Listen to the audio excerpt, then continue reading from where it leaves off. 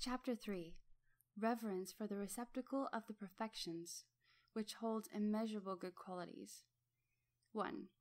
Worldly advantages of perfect wisdom. The Lord sees these gods assembled and seated, and the monks, nuns, laymen, and laywomen assembled and seated, and he speaks thus to these gods. Mara and his hosts are unable to harm anyone, taking up this perfection of wisdom, bearing this in mind, teaching, studying, or spreading this.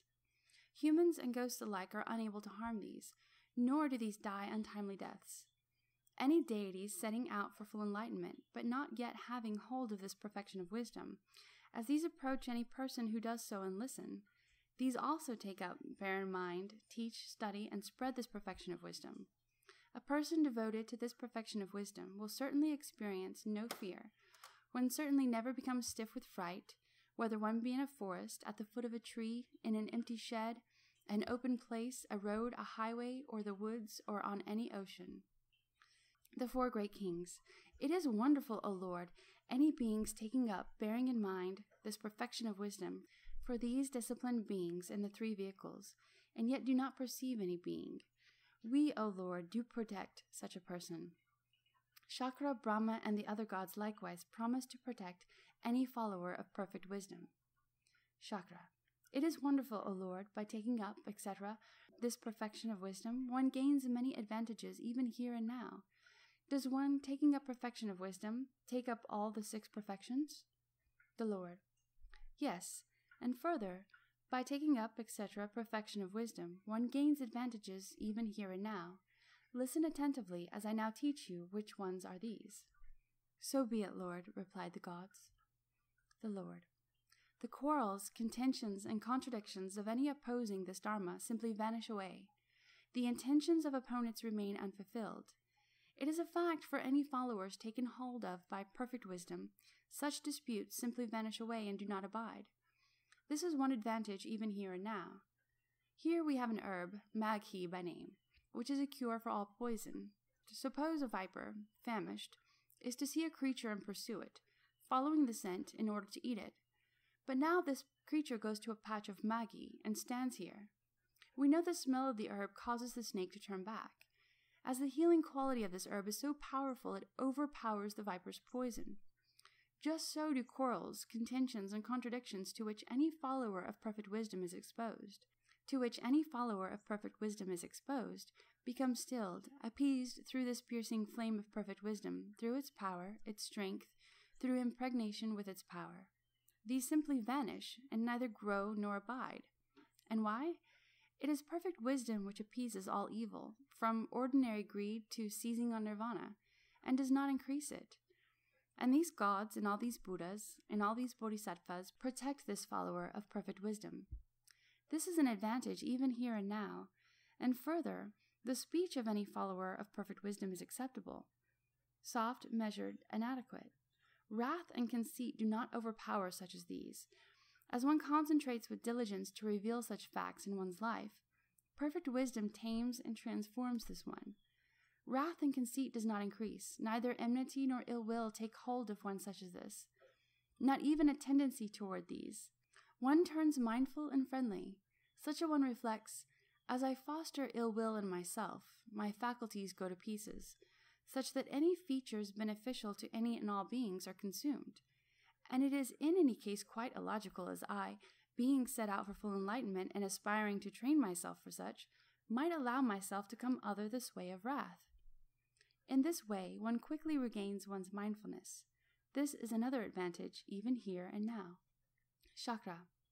It is wonderful how this perfection of wisdom is set up for the control and training of the Bodhisattvas. The Lord. Well, even further, Kaushika, as any follower of perfect wisdom may go into battle, even to the very front of it, one such could not possibly lose one's life in it. It is impossible for one to lose one's life from the attack of somebody else. If someone strikes this one with a sword or stick or clod of earth or anything else, one's body cannot be hit. As a great lore is this perfection of wisdom, a lore without measure, a quite measureless lore, an unsurpassed lore, a lore which equals the unequaled in this perfection of wisdom. As one trains oneself in this lore, one is intent neither on disturbing one's own peace nor others. The Bodhisattva, The great being training in this lore uncovers and reveals full enlightenment, gains the gnosis of all-knowing. This is another advantage, here and now. Further, as here or wherever this perfection of wisdom is written down in a book, and is put up and worshipped, where it is taken up, borne in mind, etc., any being so engaged can come to no harm, except as inclined towards such for past deeds. This is another advantage, even here and now. Just the same too, Kaushika, humans and ghosts go to the terrace of enlightenment, or to its neighborhood, or to its interior, or to the foot of the tree of enlightenment, and cannot be hurt by humans or ghosts, or be injured by these, or taken possession of, even with the help of evil animal beings, except for in compensation for former deeds. In this, these past, future, and present Tathagatas come to uncover and reveal their enlightenment, and in this, promoting and revealing to these beings fearlessness, lack of hostility, lack of fright. Just so Kaushika, any place in which one takes up, bears in mind, etc., perfection of wisdom, in it beings cannot be hurt by beings. Perfection of wisdom makes any spot of earth, wherever it is, into a true shrine for beings, worthy of being worshipped and adored, into a shelter for beings coming to it, a refuge, a place to rest and final relief. This is another advantage, here and now. 2. The cult of perfect wisdom compared with the cult of the Buddhas. Chakra. Suppose here are two persons. One of these two, a son or daughter of good family, has written down this perfection of wisdom, made a copy of it. This one now puts it up and honors, reveres, worships, and adores this with heavenly flowers, incense, perfumes, wreaths, unguents, aromatic powders, strips of cloth, parasols, banners, bells, flags, with rows of lamps all around, and with manifold kinds of worship. The other deposits in stupas, relics of the Tathagata. Having gone to parinirvana, this one takes hold of these and preserves these, honors, worships, and adores these with heavenly flowers, incense, etc., as the other does. Which one of these two, O Lord, would beget greater merit? The Lord. I question you on this point, and you may answer to the best of your ability. The Tathagata, as acquiring and knowing full enlightenment, or all knowledge, in which practice does the Tathagata train in order for such an all-knowing personality to have been revealed? Chakra. It is in just this perfection of wisdom that Tathagata acquires and knows full enlightenment, or all knowledge. The Lord. So, the Tathagata does not derive any name from the fact one acquires this physical personality, but from the fact one acquires all knowledge. And this all knowledge of Tathagatas comes forth as a result of taking up just this perfection of wisdom. The physical personality of Tathagatas, on the other hand, is the result of the skill and means of perfection of wisdom, and this very sameness is a sure foundation for acquisition of cognition of all knowing by others. Supported by this foundation, the revelation of cognition of all knowing takes place. The revelation of Buddha body, of Dharma body, and of Sangha body. Acquisition of the physical personality is thus the cause of cognition of all knowing. As a sure foundation of whatever cognition it has for all beings to become a true shine, worthy of being saluted respectfully, of being honored, revered, and adored. Once thus gone to parinirvana, my relics are also worshipped. It is for this reason the person copying and worshipping perfection of wisdom begets a different type of merit, for in doing so, this one worships cognition of all knowing. The son or daughter of good family, having made a copy of the perfection of wisdom and worshipping it, begets a different merit. For by worshipping the perfection of wisdom, one worships cognition of all knowing. Chakra. How can it be, people of Jambudvipa, who do not copy this perfection of wisdom, nor take it up, nor study it, nor worship it, do not know the Lord is teaching such as the cultivation of the perfection of wisdom is greatly profitable? How is it these ones are not aware what the Lord teaches, supports the cultivation of the perfection of wisdom, and brings great advantages, fruits, and rewards? But these do not know this, these are not aware of this, these have no faith in it. The Lord. What do you think, Kaushika? How many of the people of Jambudvipa are endowed with perfect faith in the Buddha, the Dharma, and the Sangha? Chakra. Only a few. The Lord. So it is, Kaushika. Only a few people of Jambudvipa are endowed with perfect faith in the Buddha, the Dharma, and the Sangha. Fewer than these few are ones attaining the fruits of a stream winner, and after this, the fruit of a once returner, or of a never returner. Fewer still are attaining any arhatship. Fewer still realize Pratyeka Buddha enlightenment. Fewer still raise any thoughts to full enlightenment. Fewer still are any purifying by removing obstacles and hereby raising thoughts to full enlightenment, and even now continuously strengthening such thoughts. Fewer still are any who, raising these thoughts thusly to full enlightenment and strengthening such thoughts, now in addition dwell with vigor exerted. Fewer still are any who pursue meditation on perfection of wisdom. Fewer still are any coursing and applying perfection of wisdom. Fewer still are any who, coursing and striving toward perfection of wisdom, abide on any irreversible bodhisattva stage. Fewer still, coursing and striving steadily in perfection of wisdom, are any who come to know full enlightenment. Fewer still, coursing and striving in perfection of wisdom, do actually know full enlightenment. Now as to any bodhisattva standing on any irreversible bodhisattva stage, knowing and revealing full enlightenment, these expound perfection of wisdom to other sons and daughters of good family, who are earnestly intent, who train themselves and strive in perfection of wisdom.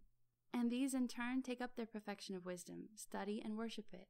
Here are, on the other hand, countless beings who raise thoughts to enlightenment, who strengthen such thoughts of enlightenment, which course toward enlightenment, and perhaps just one or two of these can abide on any irreversible bodhisattva stage. For full enlightenment is difficult to reveal, and indeed is hard to come up to if one has inferior vigor, is slothful, or displays characteristics defined as an inferior being, allows inferior thoughts, notions, intentions, and wisdom.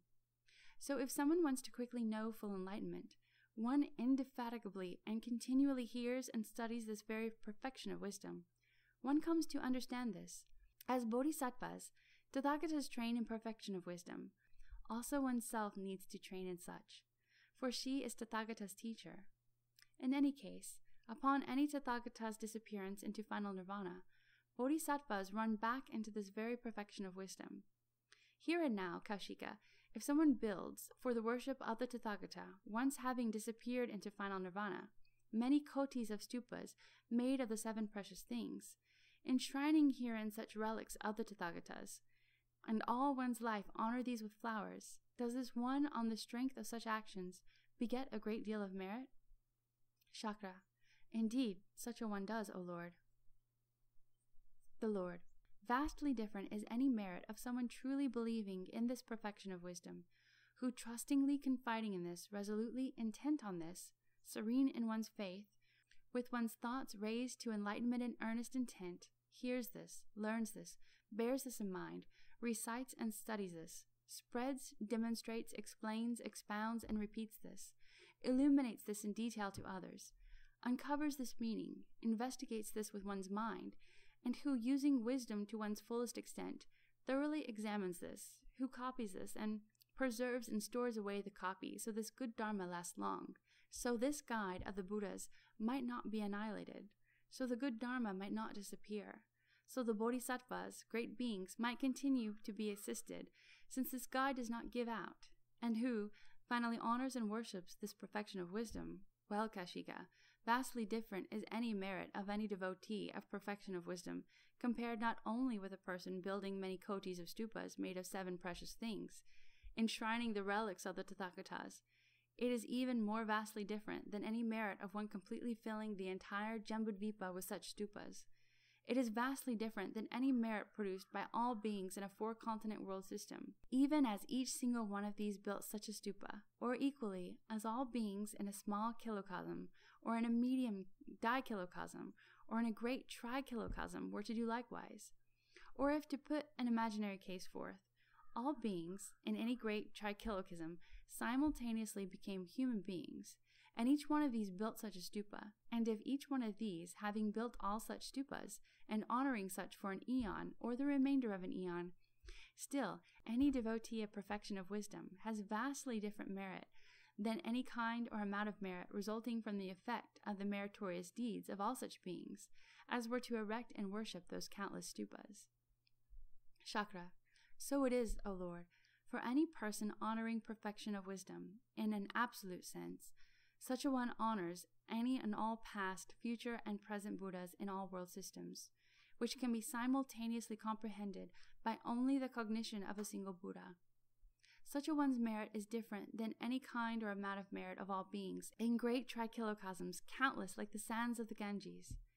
Even if each single being in these built a stupa, and if each one of these having built all such stupas were to honor these for an eon or the remainder of an eon. 3. Perfect wisdom, a great spell. The Lord. So it is, Kaushika. The merit of any devotee of perfection of wisdom is entirely different. Such is immeasurable, incalculable, inconceivable, incomparable, illimitable. From perfection of wisdom, all knowledge of Tathagatas comes forth. From all knowledge has come forth the cult of the relics of the Tathagata. Here, the difference in merit of any devotee of the perfection of wisdom bears no proportion at all to the accumulation of merit born from building stupas, made of the 7 precious things, enshrining the relics of the Tathagatas. Herein, 40,000 gods in the assembly are saying to Shakra, the chief of gods, Sir, do take up perfection of wisdom.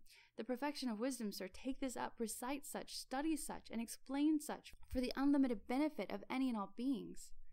The Lord. Kaushika. Do take up perfection of wisdom, recite, study, and explain it. If the Asuras form any idea of fighting with the gods of the 33, and if you, Kaushika, have studied, and then recite and explain perfection of wisdom by bringing this to mind, the Asuras will drop such ideas. Shakra. A great lore is this perfection of wisdom, a lore without measure, a quite measureless lore, an unsurpassed lore, an unequaled lore, a lore which equals the unequaled. The Lord. So it is, Kaushika, for it is due to this lore, perfection of wisdom, Buddhas of any and all times come to reveal and know full enlightenment. Due to this, Buddhas of any future know it. Thanks to this, Buddhas of any present know it. Thanks to this, it is known and revealed. Thanks to just this lore, 10 wholesome ways of acting are revealed to the world. 10 wholesome ways of acting are revealed in the world. The 4 trances associated with the limbs of enlightenment, the 4 unlimited associated with the limbs of enlightenment, the 4 formless attainments upheld by the limbs of enlightenment, the 6 super-knowledges associated with the limbs of enlightenment. In short, the 84,000 articles of Dharma, cognition of Buddha, cognition of self-existence, inconceivable cognition. However, as at times it seems, no Tathagatas are in the world. It is bodhisattvas, endowed with skill and means, as a result of hearing the outpouring of perfection of wisdom in any past. Whenever here are Buddhas, full of pity for beings, come into this world out of pity, who foster in the world the 10 wholesome ways of acting. The 4 trances are disassociated from the limbs of enlightenment, to the 5 super-knowledges, as disassociated from the limbs of enlightenment. Just as thanks to the disk of the moon, all the herbs, stars, and constellations are illuminated according to their power and strength, so as Tathagata seem to pass beyond, and this good Dharma seems to have disappeared. In any seeming absence of Tathagatas, whatever righteous, upright, outstanding, or wholesome life is conceived and manifested in worlds, all coming forth from the Bodhisattva, is brought forth by one, is spread from one's skill and means. But skill and means of bodhisattvas is known as coming forth from perfection of wisdom. Moreover, any such as are devoted to perfection of wisdom expect herein many advantages here and now. Shakra.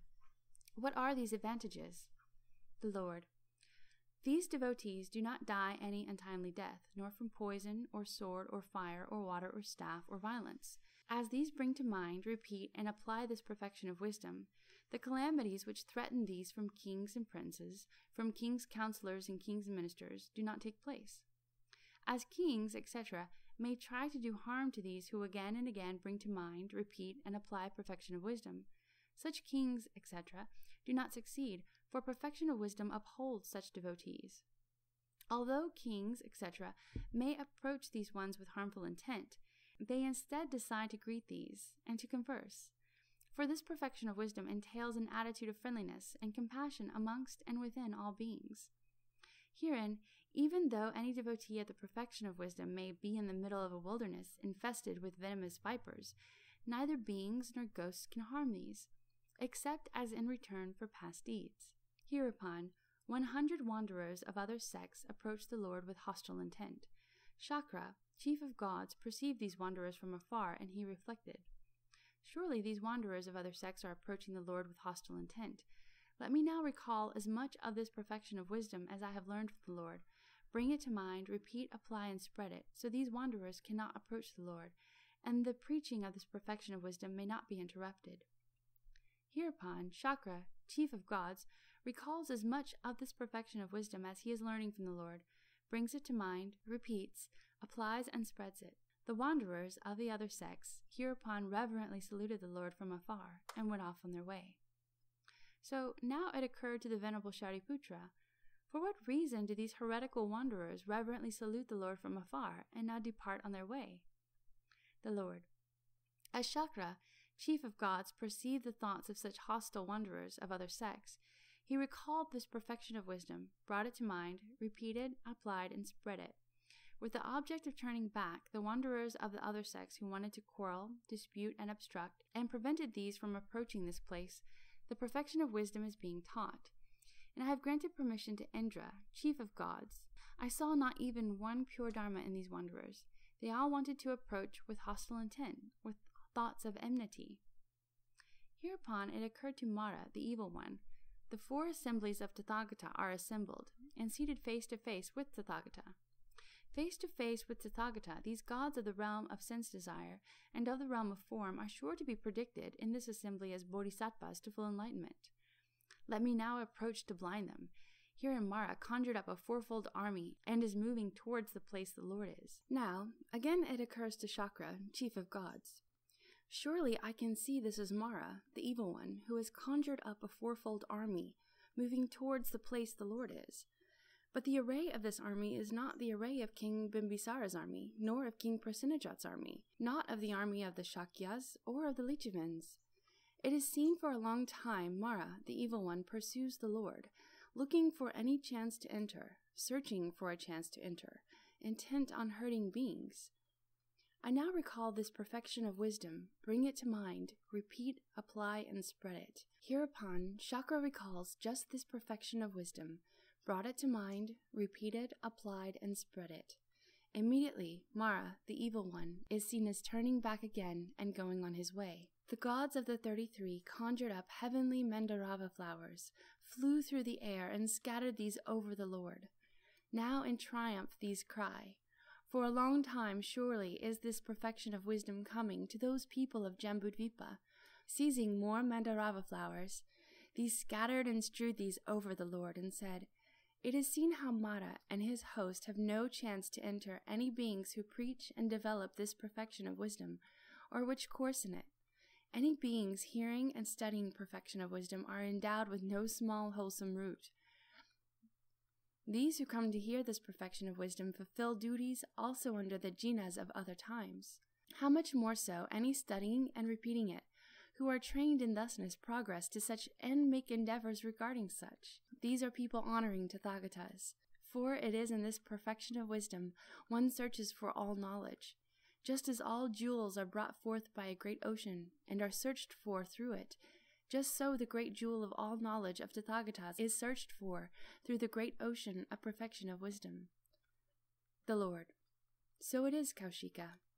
It is from great oceans of perfection of wisdom the great jewel of all knowledge of Tathagatas comes forth. 4. Perfect wisdom and other perfections. Ananda: The Lord does not praise perfection of giving, nor any of the first 5 perfections. He does not proclaim their name. Only perfection of wisdom does the Lord praise. Its name alone he proclaims. The Lord: So it is, Ananda. For perfection of wisdom controls the 5 perfections. What do you think, Ananda? Can giving, undedicated to all knowledge, be called perfect giving? Ananda: No, Lord. The Lord: The same is true of the other perfections. What do you think, Ananda? Is wisdom inconceivable, which turns over the wholesome roots by the dedication of these to all knowledge? Ananda: Yes, it is inconceivable, completely inconceivable. The Lord: Perfection of wisdom is given its name by us from supreme excellence, Paramatvat. Through perfection of wisdom, these wholesome roots, dedicated to all knowledge, are given the name perfections. It is due to this dedication of wholesome roots to all knowledge, this perfection of wisdom controls, guides, and leads the 5 perfections.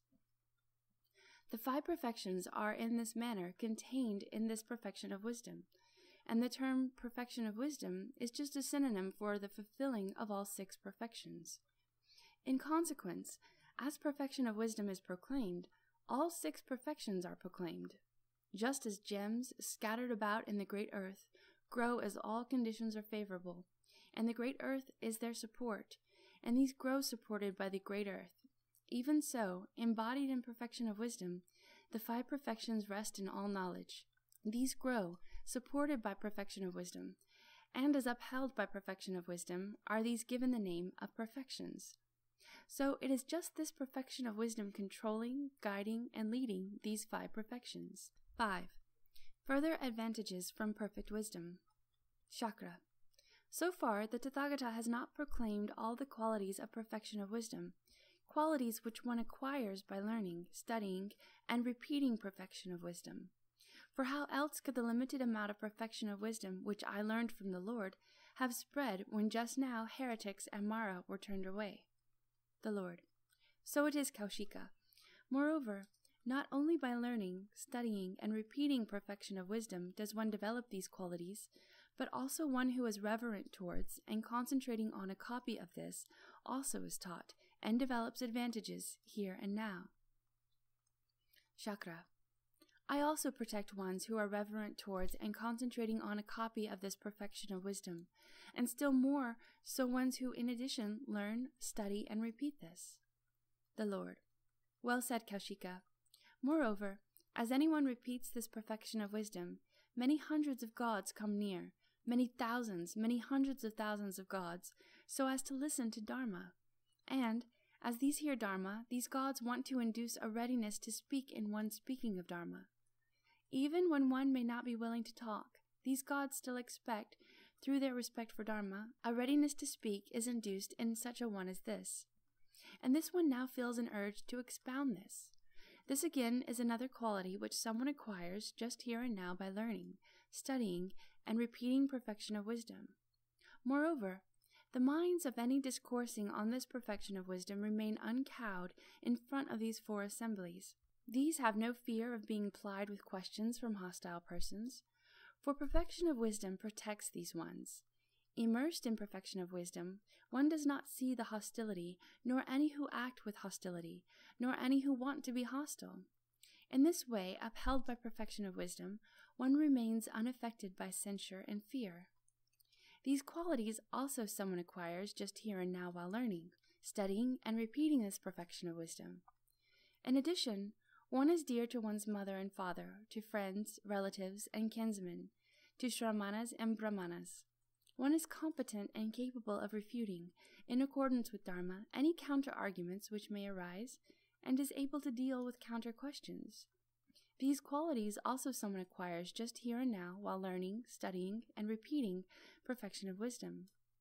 Moreover, Kaushika, among the gods of the 4 great kings, any gods setting out for full enlightenment make up their minds to come to this place here as someone puts a copy of perfection of wisdom, and is reverent toward and concentrated in this. These come, look upon the copy of this perfection of wisdom, salute this respectfully, pay homage to this, learn, study, and repeat this. So also do these depart again, and this also applies to all gods, up to even the highest of gods, and any son or daughter of good family pray to the gods, Nagas, Yakshas, Gandharvas, Asuras, Garudas, Kinnaras, Maharagas, beings and ghosts, in any 10 directions in countless world systems do, with the help of this book, see perfection of wisdom, salute respectfully, pay homage, learn, study, and repeat such as it is, as also these return to their respective worlds. And these ones also give to any ones abiding in these places as well, just this gift of Dharma. Do not, however, think, Kaushika, only in this 4-continent world, the gods of the realm of sense desire and of the realm of form, who set out for full enlightenment, decide to come to this place. Not so, as well, Kaushika, do you view it. No, all the gods in the great trichilicism, setting out for full enlightenment, decide to come to this place. These come, look upon a copy of the perfection of wisdom, salute it respectfully, pay homage to it, learn, study, and repeat it. Moreover, the house, room, or palace of any devotee of perfection of wisdom is well guarded. No one does harm to such as these, except as in return for past deeds. This is another quality which one acquires just here and now, for very powerful gods and even other supernatural beings decide to come to this place. Chakra. How does one know these gods, or even other supernatural beings, have come to this place to hear the perfection of wisdom? The Lord. As one perceives anywhere a sublime radiance, or smells a superhuman odor not smelled before, now one can know for certain a god or other supernatural being is present, is come near. Further, clean and pure habits attract such gods, and makes them enraptured, overjoyed, full of zest and gladness. But divinities of minor power, having before occupied such a place as these, come to manifest, decide to leave it. For these cannot endure the splendor, majesty, and dignity of such very powerful gods. As these very powerful gods decide to come to such a one repeatedly, any such devotee of perfection of wisdom gains an abundance of serene faith. This is another quality which any son or daughter of a good family acquires just here and now. Further on, one does not form any unclean or impure habits within the unbound circumference of this abode of guidance to Dharma. Otherwise, one's deep respect for it remains incomplete. Moreover, any devotee of the perfection of wisdom does not become fatigued in either body or mind. At ease one lies down, at ease one walks about. In one's sleep one beholds no evil dreams. As one sees anything in one's dreams, one will just see the Tathagatas, or Stupas, or Bodhisattvas, or disciples of the Tathagata. As one hears sounds, one hears just the sound of perfections and the wings to enlightenment. One just sees the trees of enlightenment, and underneath these, the Tathagatas, as these awaken to full enlightenment. And likewise, one sees how the fully enlightened turn the wheel of Dharma. And many bodhisattvas one beholds, chanting just this perfection of wisdom, delighted by its chorus, which proclaims how all knowledge is gained, how the Buddha field is purified. One is shown this action of skill and means. One hears the sublime sound of full enlightenment of these Buddhas. The Lords, in this direction, in this part of the world, in this world system, under this name, the Tathagatas demonstrate Dharma, surrounded and accompanied by many thousands of bodhisattvas and disciples, nay, by many hundreds of thousands of nayutas or kodis of bodhisattvas and disciples. As one beholds such dreams, one sleeps at ease, one awakens at ease. Even as food is thrown into it, one's body still feels at ease and exceedingly light. No trend of thought arises in this one from excessive eagerness of food. One takes only a mild interest in food. A devotee of perfection of wisdom has no strong desire for food and only a mild interest in it, even as a monk who practices yoga and who emerged from a trance merely as one's thoughts overflow with other interests. For to the extent one gives up oneself to devotion to development of perfection of wisdom, to such extent do heavenly beings provide one with heavenly food. These qualities also does one acquire here and now. But again, Kaushika, as someone makes a copy of perfection of wisdom and is reverent and concentrated in it, but does not learn, study, repeat, and apply this, and as someone else truly believes in the perfection of wisdom, trustingly confides in it and resolutely intent on it, serene in one's faith, one's thoughts raised toward enlightenment, in earnest intent hears, learns, bears in mind, recites and studies, such as this perfection of wisdom provides for, spreads, demonstrates, explains, expounds, and repeats such as this, illuminates it in detail for others, uncovers meaning, investigates with one's mind, and using one's wisdom to the fullest, thoroughly examines copies, and preserves and stores away the copy, so such good Dharma lasts long. So this guide of Tathagatas might not be annihilated, so good Dharma does not disappear. So bodhisattvas, these great beings, continue to be assisted, since their guide does not fail, and finally honors and is reverent toward and concentrated in this perfection of wisdom. Well, Kaushika, this latter begets vastly different merit. Any aspiring to acquire these distinguished qualities here and now will diligently imitate such a one as this, and these truly believe in perfection of wisdom, as their guide does not fail. One resolves to share this with any aspiring to such, so this great eye on this guide of Buddhas does not fail, neither for one such as this, nor for others in quest of virtue. In addition, this perfection of wisdom at all times is honored and held in concentrated reverence.